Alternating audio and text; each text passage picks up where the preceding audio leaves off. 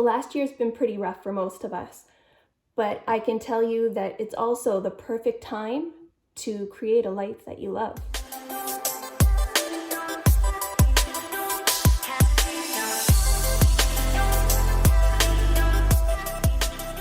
Hi guys, welcome to my channel. My name is Shannon, and I'm here to help you renew, restart, and rebuild your life to create the kind of life that you love. Depending on where you live in the world, things have been pretty shut off lately and life isn't quite as it normally is. And now is the perfect time to figure out what you want. If you're like me, you've been trapped in the house for almost a year now, not being able to really go anywhere and get back to your usual life. And it seems a little bit bleak, I guess would be the word to use, but there's actually a lot of good that can come from it. Now is a good time to analyze exactly what it is that you're missing. So think back to what your life was like before all of these lockdowns and all of these changes. What is it exactly that you miss? Think about it. What are you really missing about your life, and why is that important to you? What are you dying to get back to in your normal life? Figure out what you miss about your old life, and more importantly, what you don't. What are you dreading going back to?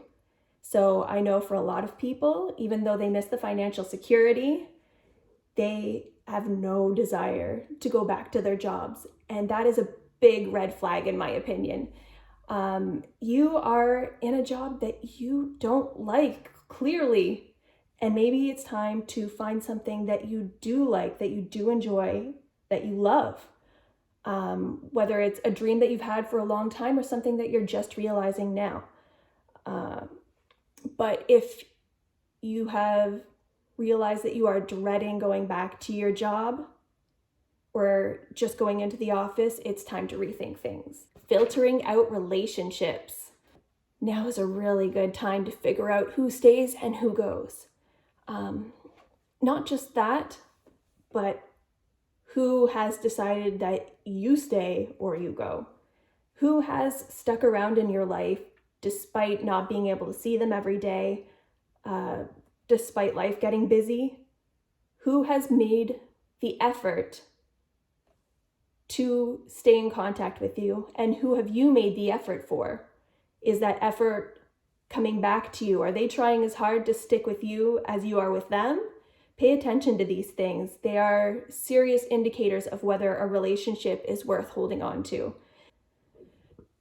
Now, when I say that you are trying to stay in contact with someone, that doesn't mean that they should be in your life. Just because you miss someone doesn't mean that they are good for you. Think about how your life has changed without them. Has it improved at all? Have there been improvements? Or has it gotten worse? These will make a big difference for you. At home, who's made things easier? Who has made things worse? Are things going well? Are you guys getting along? Does there need to be some changes, or have you realized some things about the people that you live with that you didn't realize before? Have you noticed some behaviors that maybe are kind of signals that something's wrong?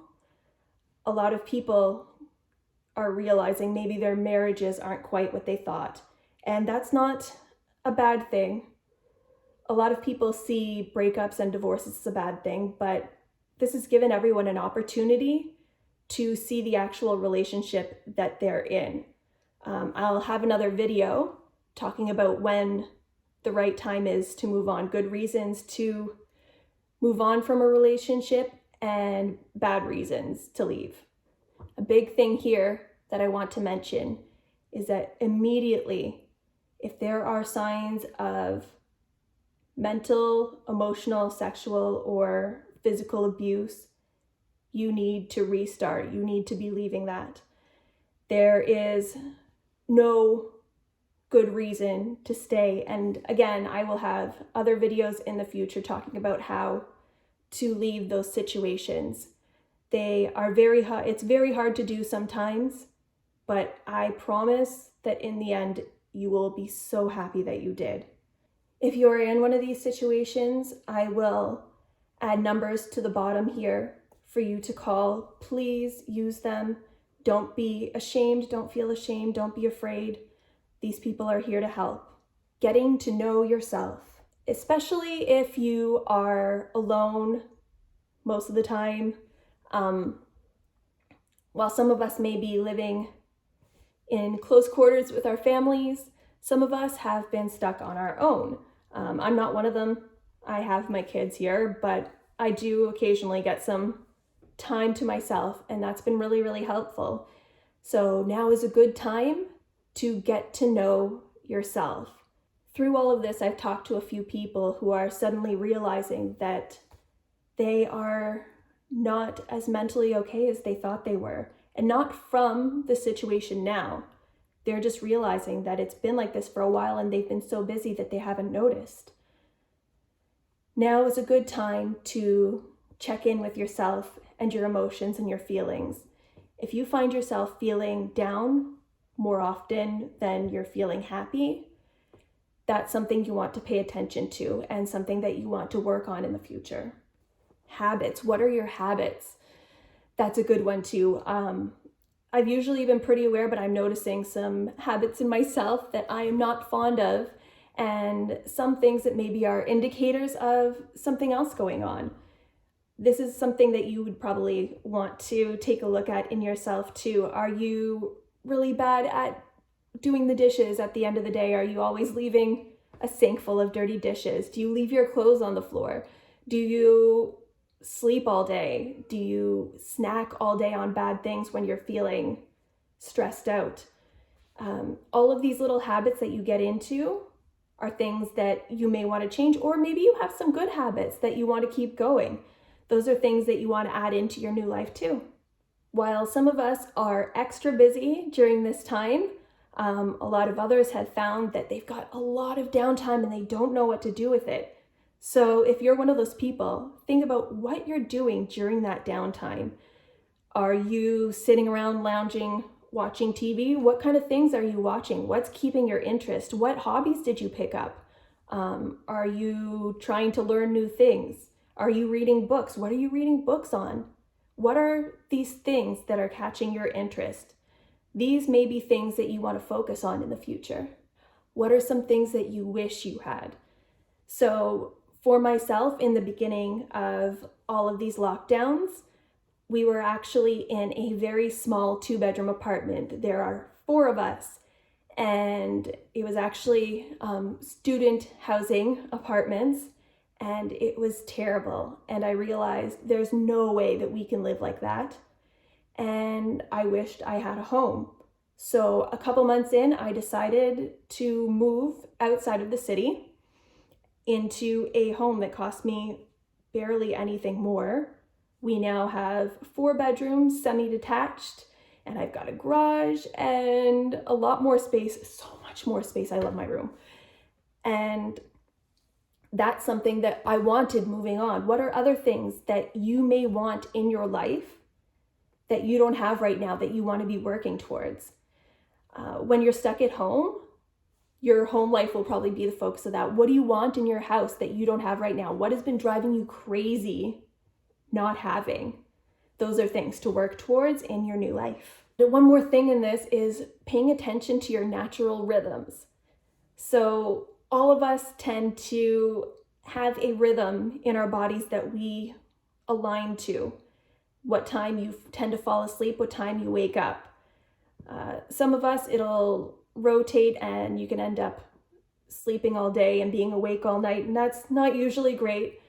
But as you go through this, you'll find there's typically a time that no matter what time you go to sleep, you'll wake up, and at the end of the day, doesn't matter how much sleep you got, what you did through the day, you start feeling a little bit tired and you want to wind down. Pay attention to these things, because that's kind of the way you want to build your schedule around in the future. You want to build a routine around your natural rhythms rather than forcing it. A lot of people will tell you, no, you've got to force it. You've got to wake up early. Early risers are the ones that get things done. I personally disagree. If you're awake the same amount of hours during the day, you can still get that stuff done. You don't have to be an early riser. You don't have to be a morning person. Go to your natural rhythms. Go with nature. You don't have to fight against it to be successful. And as I go on to that, the fourth one is experimenting with your routine. So, as I said, you don't have to be a morning person, but maybe you want to be a morning person. I kind of want to be a morning person. So, try waking up at an earlier hour. Try going to bed earlier. See how it goes. Maybe for 1 week you wake up at 7 a.m.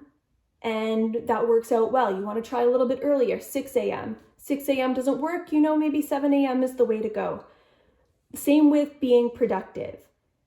So maybe right in the morning, when you start working on your major things, you get a lot done a lot faster and you find the work comes out better. Maybe in the morning, you stay groggy forever. And when you try to get stuff done, you look back and it is absolute trash. So maybe try out being productive later in the afternoon. Try it in the evening. Test all these things for a week and see what works for you.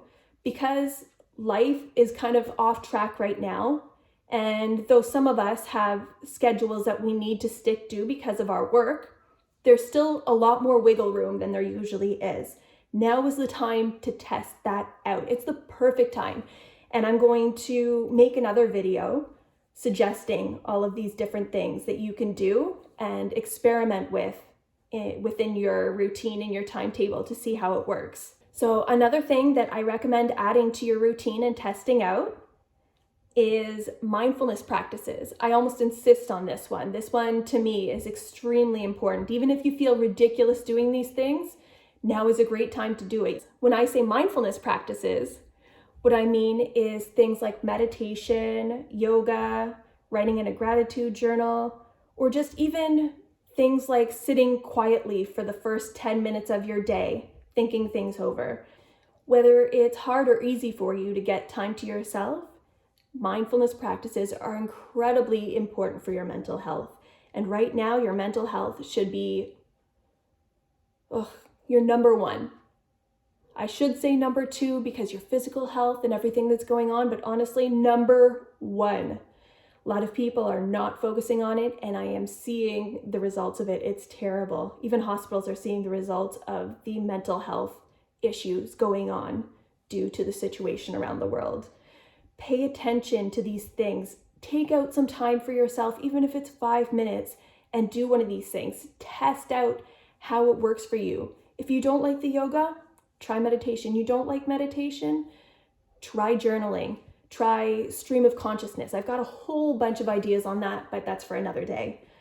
But yes, definitely experiment with your routine and add in mindfulness practices. Like I said, 1 week, just try for 1 week and see how it goes for you. If you notice a positive difference, add it into your schedule. It's important, it's worth it. So those are just some of the reasons why now is a great time to start a life that you love, to make those changes that you've been thinking of. And if you found this video, chances are now is definitely the time for you. It's something that you're looking for. And count this as one of your signs. You can do it, and I'm here with you to help. All right, guys, I hope you liked this video. If you did, please give it a thumbs up, a nice like, subscribe below, and that's it. Have a great day, guys. Bye.